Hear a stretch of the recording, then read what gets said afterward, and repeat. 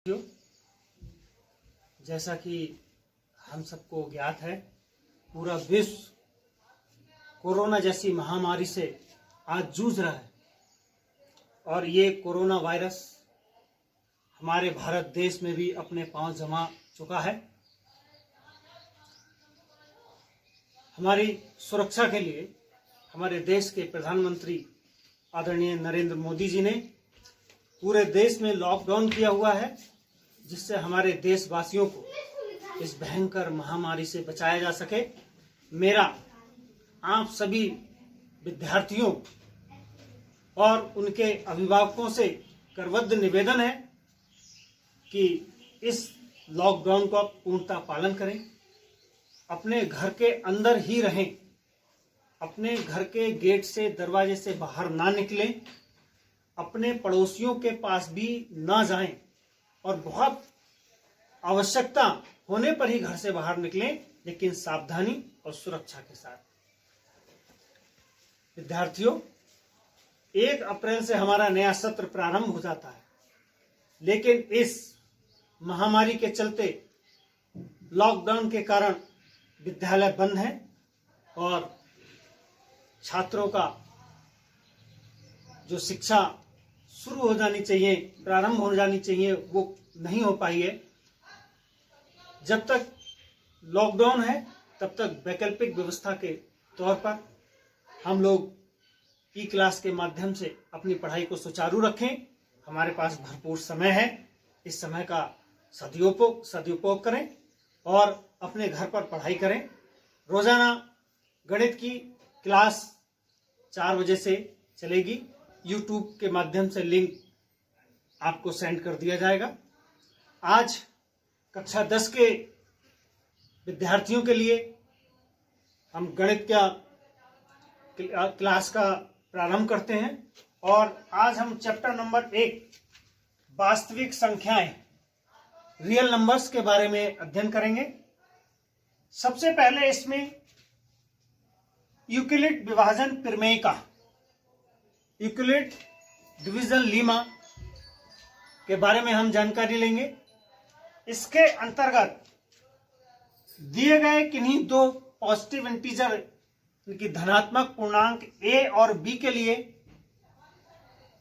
कोई 2 अद्वितीय पूर्ण संख्याएं q और r में एक रिलेशन होता है, एक संबंध होता है a बराबर b q प्लस r, जहां b भाजक q भागफल और r शेषफल होता है। यहां r की वैल्यू ग्रेटर देन और equal to 0 but less than b होती है।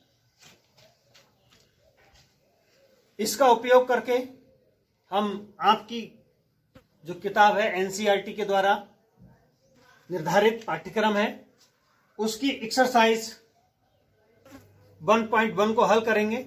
लेकिन उससे पहले हम इसको समझ ले, ये यूक्लिड विभाजन प्रमेय का है क्या। उदाहरण के तौर पर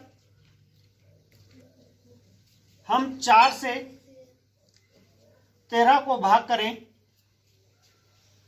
4 तियां 12 और इस प्रकार शेषफल बचता है 1। ये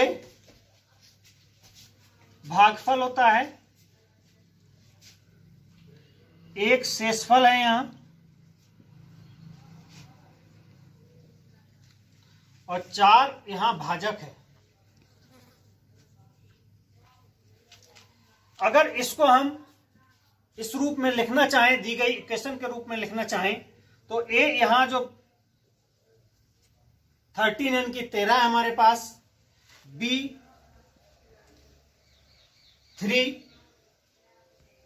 नहीं b 4 और q हमारे पास 3 और शेषफल यानी कि r हमारे पास 1, यानी कि 4 तियां 12 प्लस 1 13।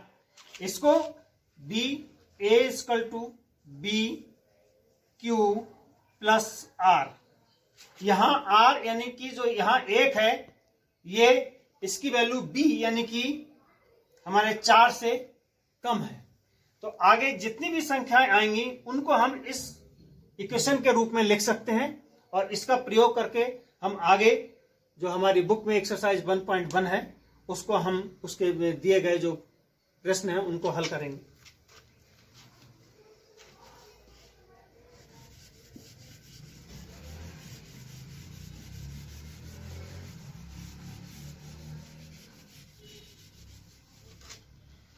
Now exercise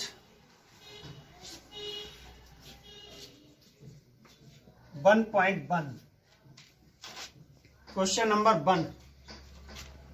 इसमें निम्न संख्याओं का HCF हमें ज्ञात करना है और उसके लिए हमें यूक्लिड विभाजन एल्गोरिथम का प्रयोग करना है।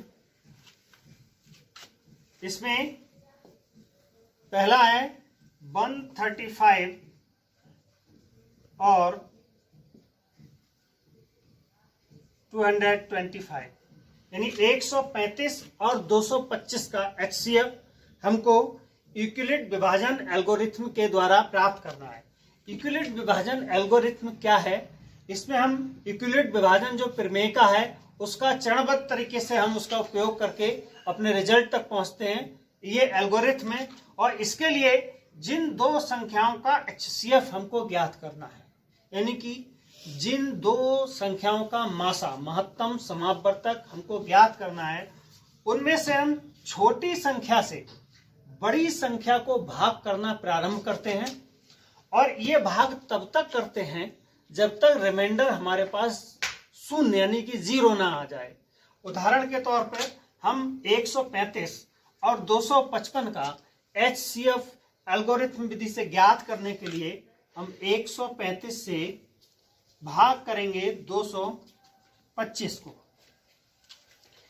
135 एकम एक बार जाएगा 135, इसको हल करेंगे, हमारे पास 12 में से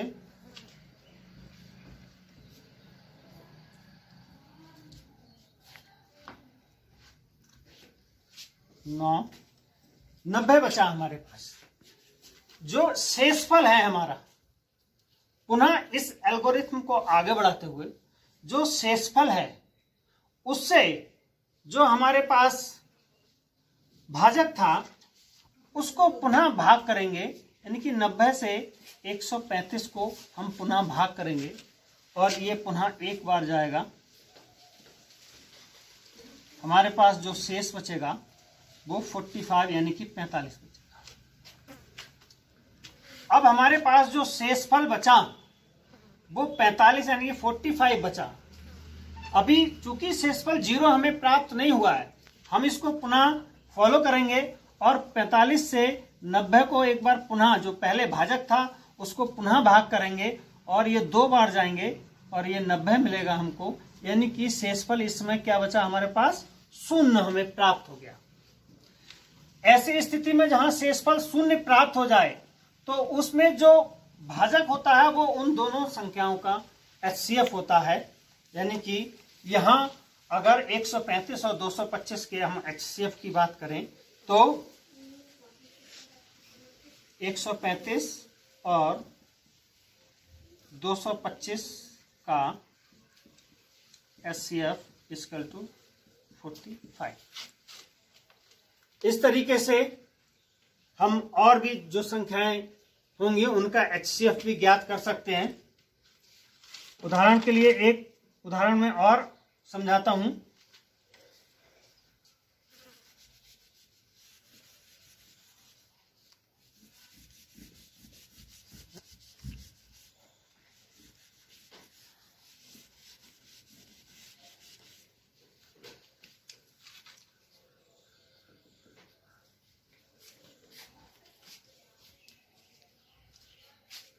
$867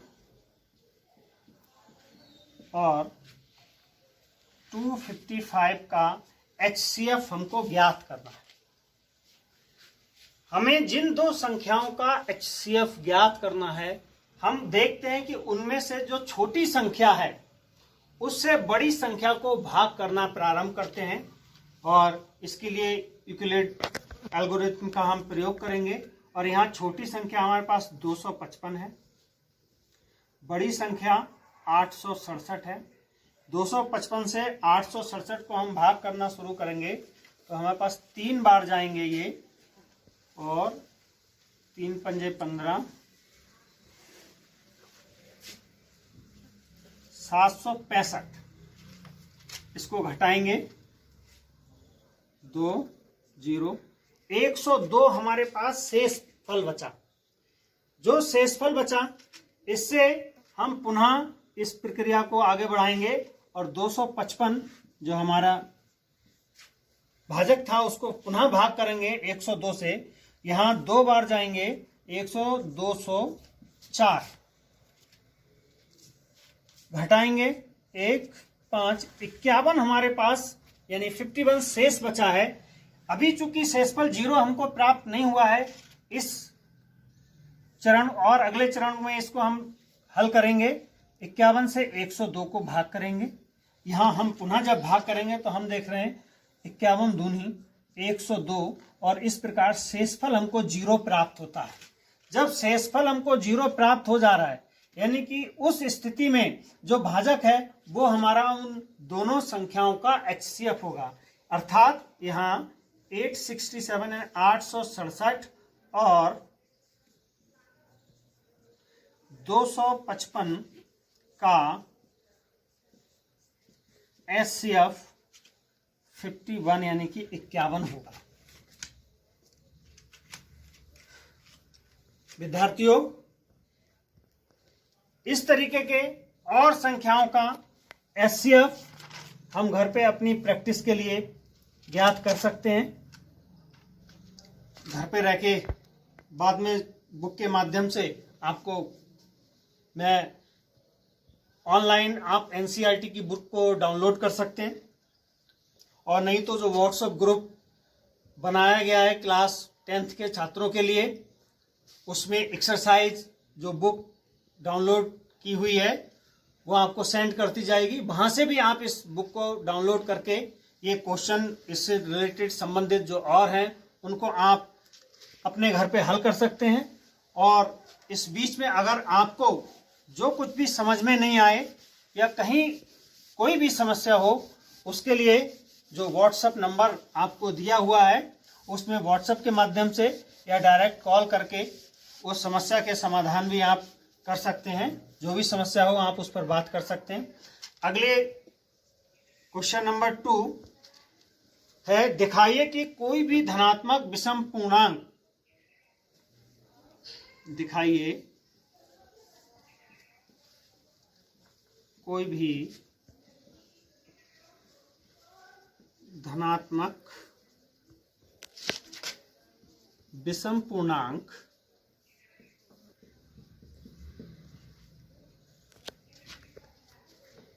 सिक्स क्यू प्लस 1 या 6q प्लस 3 या 6q प्लस 5 के रूप का होता है।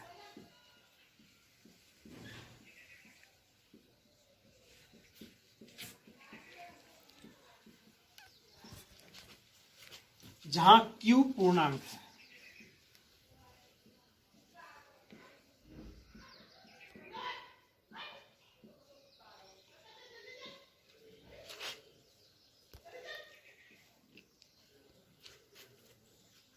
छात्रों, हमको दिखाना है कि कोई धनात्मक विषम पूर्णांक इस रूप में प्राप्त होगा। इसके लिए हम यूक्लिड विभाजन प्रमेय का प्रयोग करते हैं, और उसके लिए माना कोई धनात्मक पूर्णांक a तथा b = 6। अब यहां ध्यान देने की बात है कि हमने b को 6 लिया है, b का मान यहां 6 लिया है।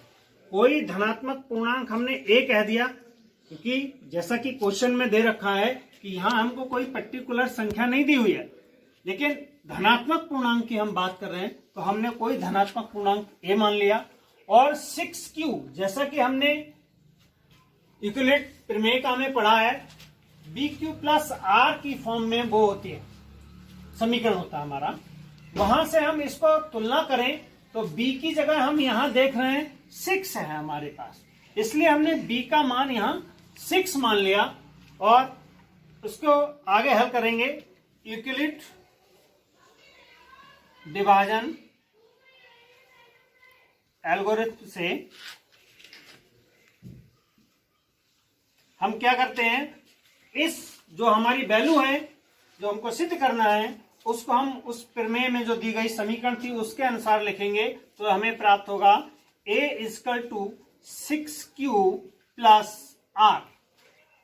जो फॉर्म हमारे पास a equal to bq plus r होती थी, क्योंकि यहाँ b की वैल्यू हमने 6 जैसा कि क्वेश्चन में दिया हुआ है उसके अनुसार ली है, तो यहाँ ये इक्वेशन हमारी a equal to 6q plus r होगी, जहां जो r की वैल्यू होगी वो greater than equal to 0 but less than 6। यहां अगर इससे हम देखें तो r की वैल्यू हमारे पास क्या आ जाएंगी, अर्थात r इक्वल टू 0 के बराबर या 0 से बड़ी, यानी कि 0, 1, 2, 3, 4, 5 लेस देन 6 से छोटी। तो ये जो प्रतिबंध है ये r की वैल्यू इसको संतुष्ट करती है, तो हमारे पास r की वैल्यू आ गई।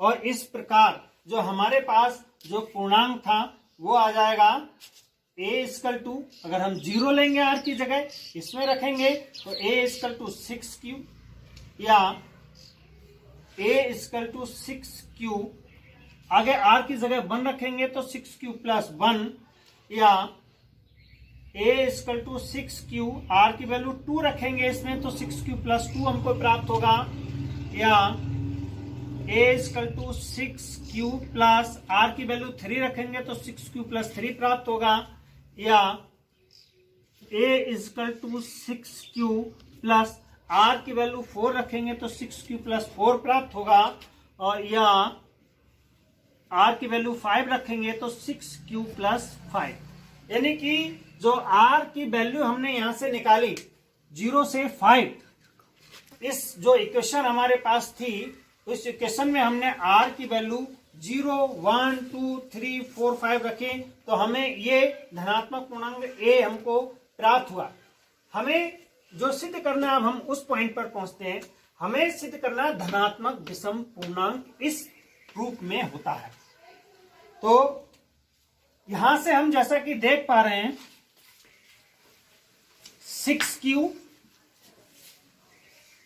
6q प्लस 2, 6q प्लस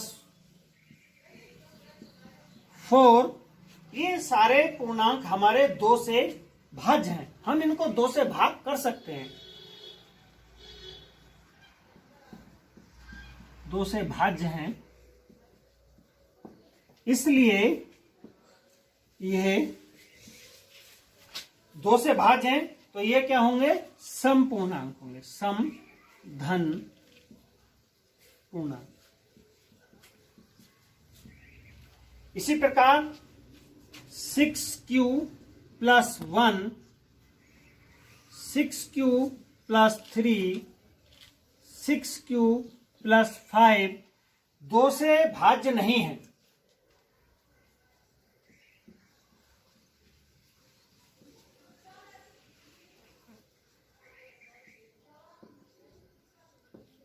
इसलिए यह विषम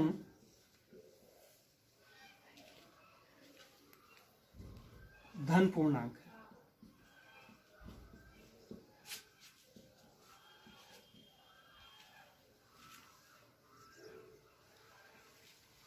हमें सिद्ध करना था कि विषम पूर्णांक 6q प्लस 1, 6q प्लस 3 और 6q प्लस 5 के रूप में होता है, और यहां हम यही देख रहे हैं। अतः विषम धनात्मक अतः धनात्मक विषम पूर्णांक 6q + 1, 6q + 2, 6q + 3, 6q + 5 के रूप का होता है।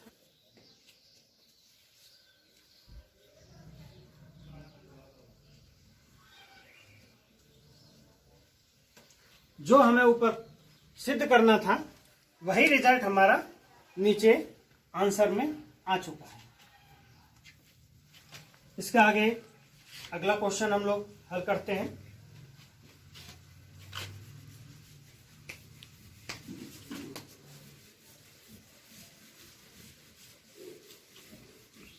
क्वेश्चन नंबर 3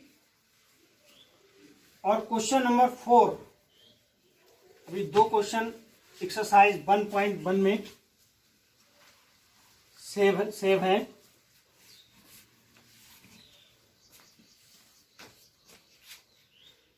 जिन्हें समझ में नहीं आया हो, एक बार अभी अगला क्वेश्चन भी लगभग इसी तरीके का है, वहां से समझने का प्रयास करेंगे। एक बार पुनः देखें। ए जो हमारे पास a = bq + r, ये इक्वेशन होती है इक्विलिट विभाजन प्रमेय का। उसमें जो r की वैल्यू हमें निकाली थी, यहां b की जगह 6 लिया था हमने, तो 6q, r 0 रखेंगे तो a = 6q, r 1 रखेंगे a = 6q + 1, r 2 रखेंगे तो a 6q + 2। इसी तरीके से वैल्यू प्राप्त हो रही है हमें। इनमें जो 2 से कट जा रही है, 2 से भाज्य है, वो सम पूर्णांक है, और जो 2 से भाज्य नहीं है वो विषम पूर्णांक है, जो हमें प्राप्त हो गया। अगले क्वेश्चन के लिए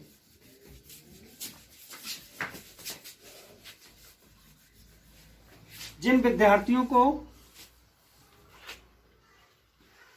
जो समझ नहीं आया हो या जो समस्या हो, वो व्हाट्सएप नंबर पर पूछ सकते हैं, उनको क्लियर कर दिया जाएगा।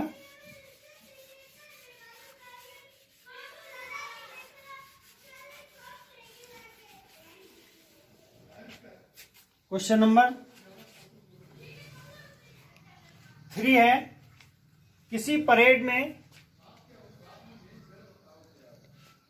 616 सदस्यों वाली एक सेना की टुकड़ी को 32 सदस्यों वाले एक आर्मी बैंड के पीछे मार्च करना है। दोनों समूहों को समान संख्या वाले स्तंभों में मार्च करना है। उन स्तंभों की अधिकतम संख्या क्या है जिसमें वे मार्च कर सके?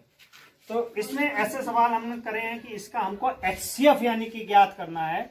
जो स्तंभों की संख्या होगी, इसमें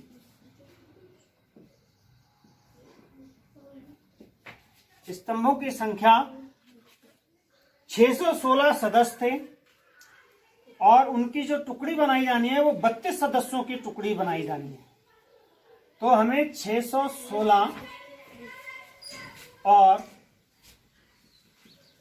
32 का HCF जो है वो उन स्तंभों की संख्या होगी। यूक्लिड विभाजन एल्गोरिथम का हम प्रयोग करके 616 और 32 का HCF ज्ञात कर सकते हैं। इसके लिए छोटी संख्या हमारे पास 32 यानी 32 है।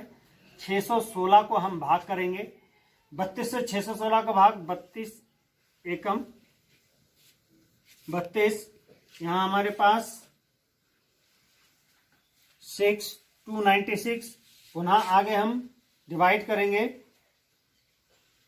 9 बार जाएंगे, 9 दूनी 18, 27, 288, 8 यहां शेष बचेंगे। इस प्रक्रिया को आगे बढ़ाते हुए जो शेषफल बचा उससे जो हमारे पास भाजक था उसको पुनः हम भाग करेंगे 32 को, 8 से 32 को, 8 चौक 32, ये कैंसिल हो गया। यहां शेषफल हमारे पास कितना बचा? 0। जब शेषफल 0 बचा तो जो HCF हमको प्राप्त होना था वो HCF हमारा 8 हो गया, यानी कि 616 और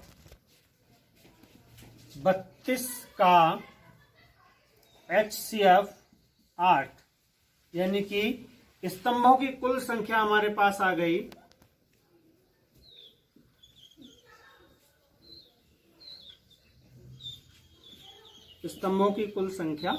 8। बड़ा आसान है, जैसा कि हमने पहले HCF करा था उसी तरीके से ये हमने इसको हल किया है।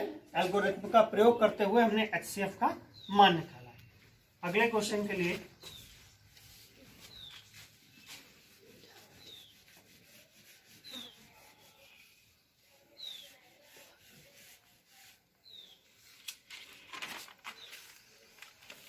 क्वेश्चन नंबर 4,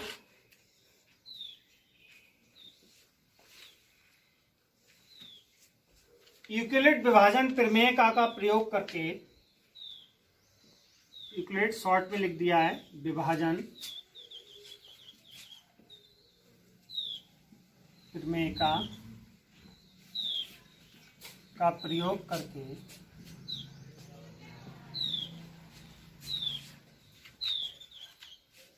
दर्शाइए कि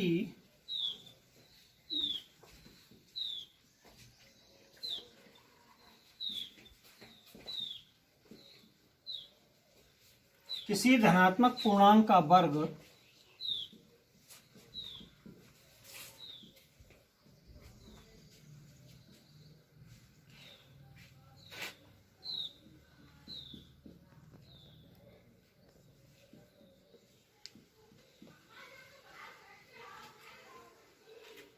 किसी पूर्णांक m के लिए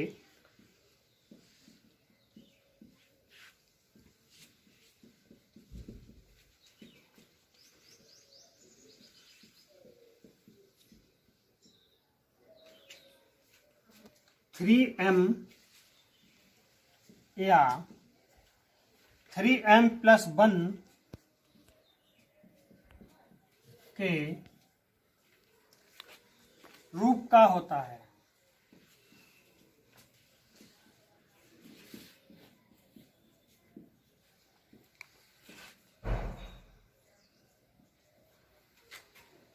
यूक्लिड विभाजन प्रमेय का प्रयोग करके दर्शाइए कि किसी धनात्मक पूर्णांक का वर्ग किसी पूर्णांक m के लिए 3m या 3m+1 के रूप का होता है। इसके लिए जैसा कि हमने पिछले क्वेश्चन में किया था, माना कोई धनात्मक पूर्णांक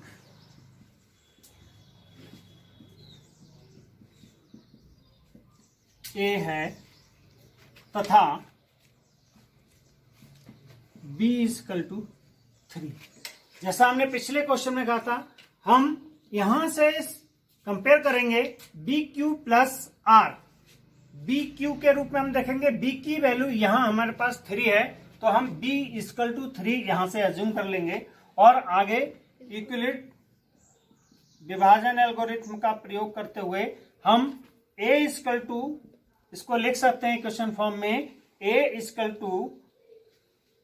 3Q प्लस R, जहां R की value > 0 but less than B यानी कि 3। अर्थात यहां R की जो वैल्यू आएगी वो क्या आ जाएगा, R = 0, 1, 2 यानी कि लेस देन 3। तो ये R की हमारे पास वैल्यू आई, तो हमारे पास जो पूर्णांक आएगा वो A = R। इस इक्वेशन में जब R की वैल्यू 0 रखेंगे तो 3Q, या A = 3Q जब R = 1 रखेंगे तो 3Q प्लस 1, या A = 3Q प्लस R की वैल्यू 2 रखेंगे 2। ये हमारे पास पूर्णांक आए। अब हम क्वेश्चन पर ध्यान देंगे। हमारे पूछा गया क्वेश्चन में धनात्मक पूर्णांक का वर्ग इस रूप में होता है, 3m + 3m, 3m+1 के रूप में होता है। तो हमें पहले इनके वर्ग को सिद्ध करना होगा, यानी कि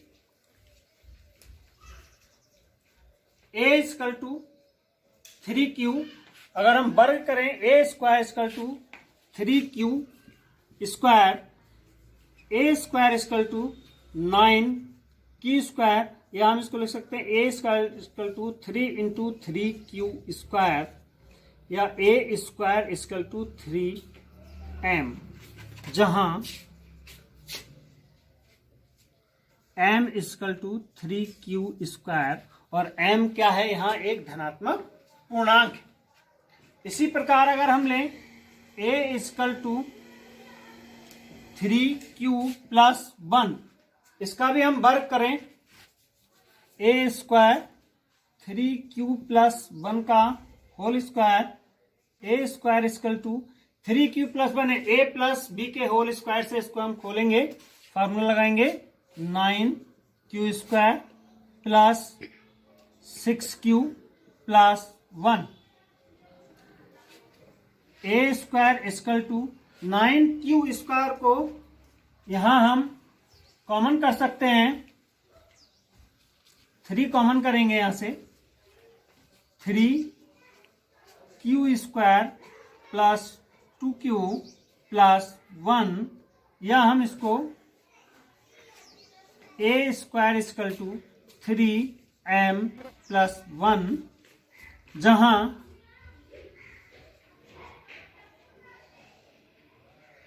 m equal to 3q square plus 2q, 3q square plus 2q को हमने m मान दिया, तो 3m प्लस 1, जहां m धनात्मक पूर्णांक है, ये 3m प्लस 1 प्रकार का हो गया। पुनः a equal to 3q plus 2,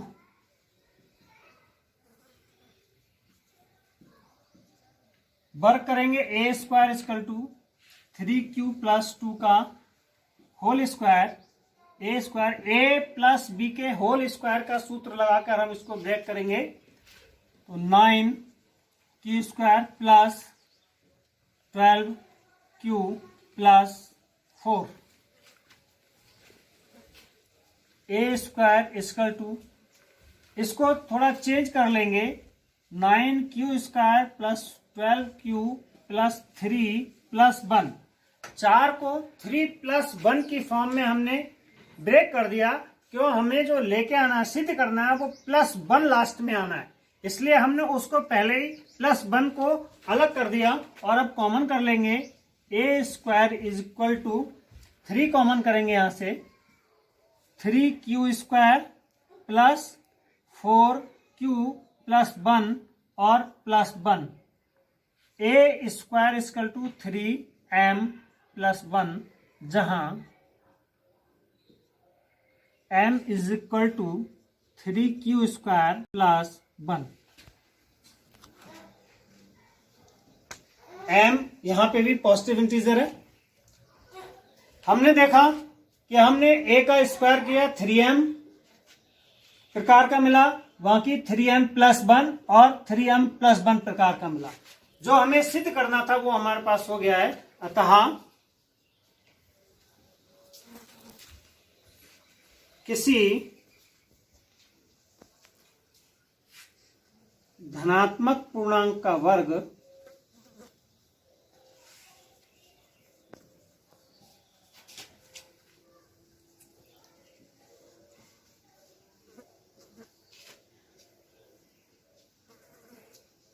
three M या 3m प्लस 1 के रूप का होता है।